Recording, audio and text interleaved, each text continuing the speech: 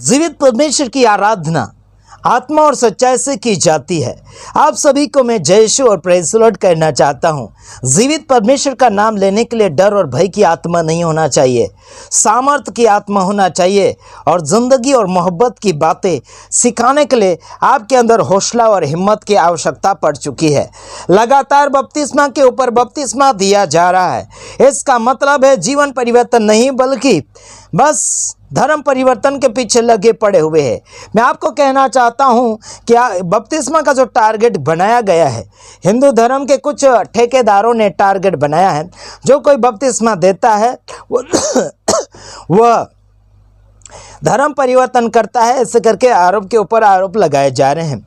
आपके सामने मैं लेकर आ रहा हूं कुछ बातें ऐसी कि मसीह लोगों के ऊपर आरोप लगाए जा रहे हैं। मैं उनके खिलाफ में इतना आवाज़ उठाना चाहता हूं कि आपको प्रेम भाव से एकता संगठन में आना चाहिए या फिर इंसानियत की बातें सामने की ओर नज़र लाना चाहिए। जैसे कि कोई भी धर्मशास्त्र किसी का भेदभाव करने के लिए नहीं सिखाता, बल्कि सामूहिक में जीना और मनुष्य का एक कर्तव्य है प्यार और मोहब्बत के साथ जीना चाहिए। यह स्वाभाविक जीवन बनाना चाहिए, बल्कि ये पहले से ही स्वाभाविक जीवन इंसान के जीवन में नहीं है। कैसे नहीं है? कैन और हाबिल के जीवन में भी ऐसा ही हुआ था, क्योंकि दोनों भाइयों एक दूसरे के साथ समाये नहीं जा रहे थे।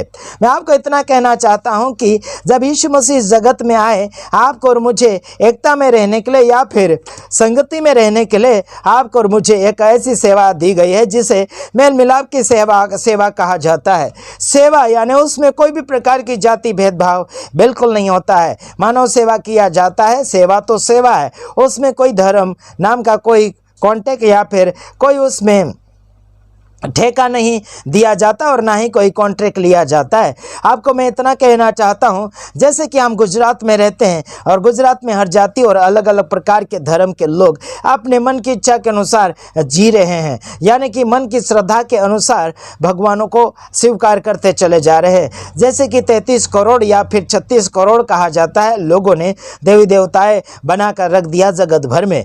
लेकिन इंसान किसको माने और किसको छोड़े, ऐसा बहुत कुछ विचार के ऊपर विचारे चल रहे हैं। लेकिन मेरे भाइयों बहनों, सारी सृष्टि को रचने वाला मेरा खुदा, आपका खुदा, वो सबको खुद संभालने का एक हिम्मत और दावा भी बताता है।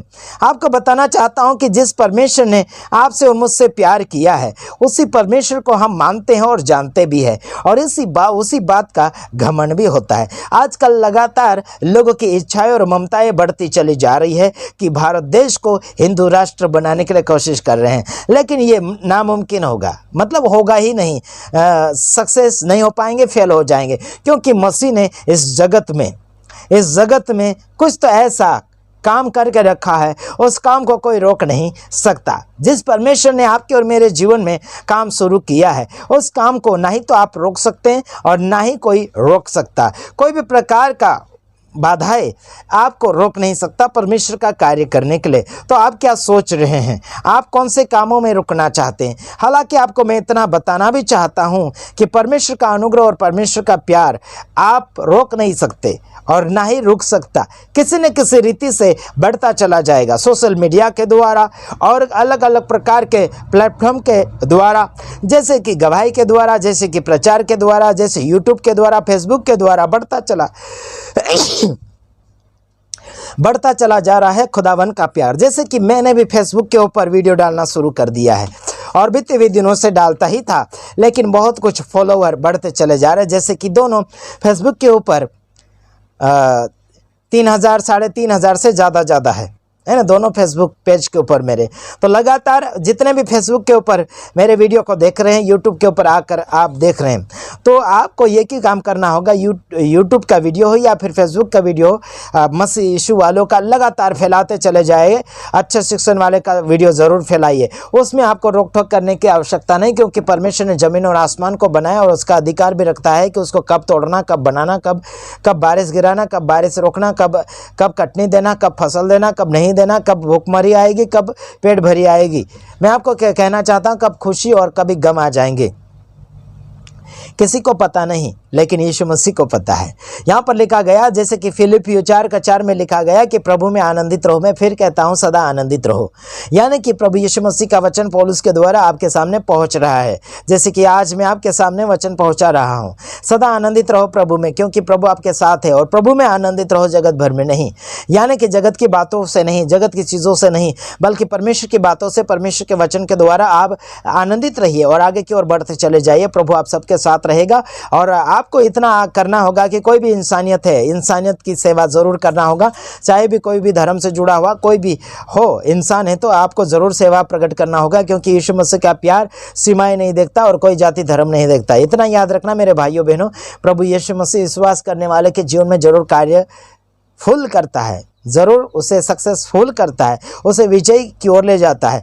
आपको हारने नहीं देगा, बल्कि आपको विजेता दिलवाना परमेश्वर का काम है, यानी कि यीशु मसीह का काम है। तो आप क्या सोच रहे हैं? सदा आनंदित रहे और आगे की ओर बढ़ते चले जाइए। झूठ कभी मत बोलिए। और जैसे कि लोग पैसों के लिए झूठ बहुत कुछ बोल रहे हैं और अपना ड्यूटी के लिए या अपने पगार के लिए बहुत कुछ ऐसे जीवन चरित्रों को शैतान को सौंपते चले जा रहे हैं। जो झूठ बोलता है व्यक्ति, शैतान को अपना जीवन थोड़ी देर के लिए सौंप देता है। मैं आपको कहना चाहता हूं कि शैतान को अपना जीवन ना सौंपिए। भले आप कोई भी कंडीशन में जी रहे, कोई बात नहीं, एक दूसरे से मदद लेकर अपना जीवन आगे चला सकते हैं, कोई बात नहीं। प्रभु आपके साथ है। और हो सके तो वापस आप जिससे आपने लिया है उसे आप वापस लौटाने के लिए भी कोशिश कीजिए, ताकि दूसरी बार भी आपको मौका मिल सके मदद पाने के लिए। तो देखिए, प्रभु यीशु मसीह ने आपका मदद किया, आप दूसरे की मदद करें। उसी में एक दूसरे को मदद करते करते करते लाखों करोड़ों लोगों तक आप परमेश्वर का वचन को फैला सकते हैं। जैसे कि आप परमेश्वर का मंदिर हो, तो परमेश्वर के मंदिर को साफ सुथरा रहना चाहिए, जीवन में भी और ऊपरी तौर से भी आप साफ सुथरा रहिए, ताकि आपका जीवन चरित्र आगे की ओर सुधरता चला जाए। आप कोई भी कलर के हो, कोई भी हाइट के हो, कोई बात नहीं, प्रभु आपके साथ है। आत्मा कलर और हाइट देखकर नहीं, और जाति और धर्म देखकर नहीं आते, बल्कि आत्मा तो आपके जीवन चरित्र को देखकर, जहाँ पवित्रता है वहाँ परमेश्वर का आत्मा है, और जहाँ आत्मा है वहाँ स्वतंत्रता है। आप क्या ख्याल कर रहे हैं? आप क्या सोच रहे हैं? क्या आप बंधन में हैं? किसी के बंधन में रहने के लिए आपको किसी ने अलाउ नहीं किया। प्रभु यीशु मसीह ने तो आपको स्वतंत्रता की आत्मा दी, आपको स्वतंत्र रहने के लिए बनाया है। तो आप किसी की गुलामी में ना बने। बैल को या गधे को किसी भी एक खुटे से खोलकर दूसरे एक खुटे से बांध दे तो क्या फ़र्क हो गया? केवल जगह तो बदल रहे हैं। आप भी प्रभु यीशु मसीह में आ गए तो आप आज़ाद है। समझ में आया कि नहीं आया? कहीं पहले तो कहीं और किसी के गुलामी में थे, अभी और किसी की गुलामी में बन जाओगे तो बिल्कुल काम नहीं चलेगा। यानी कि प्रभु यीशु मसीह ने सक्सेसफुल किया, आपको आज़ाद किया। इसी के हिसाब से आप आगे बढ़ते चले जाइएगा। क्या सोच रहे हैं आप? क्या सोच रहे हैं? अब मैं बोलते चला जा रहा हूं, आप सुनते चले जा रहे हैं, क्योंकि यहोवा की ओर से आपको उद्धार मिलता है, प्रभु यीशु मसीह की ओर से आपको जीवन मिलता, उद्धार मिलता, स्वर्ग का रास्ता मिलता।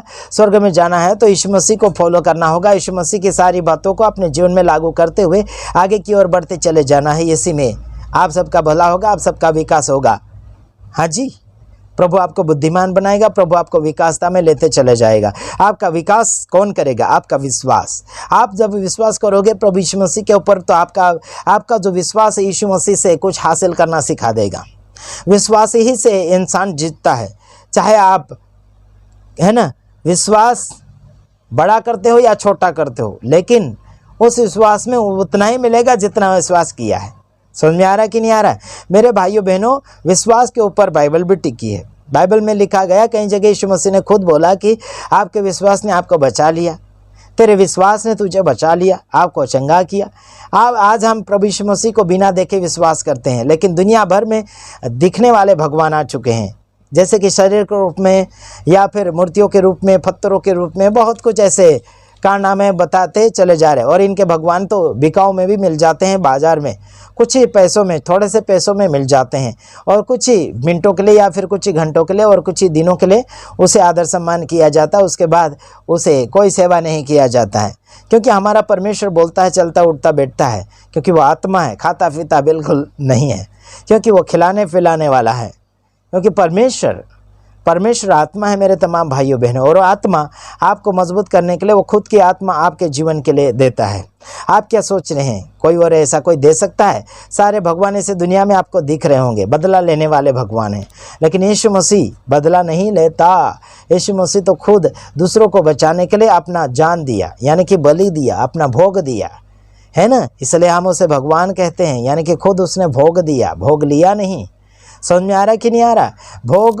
भोग लेने वाले वो भोगी है, लेकिन भोग देने वाला वो भोगी नहीं है।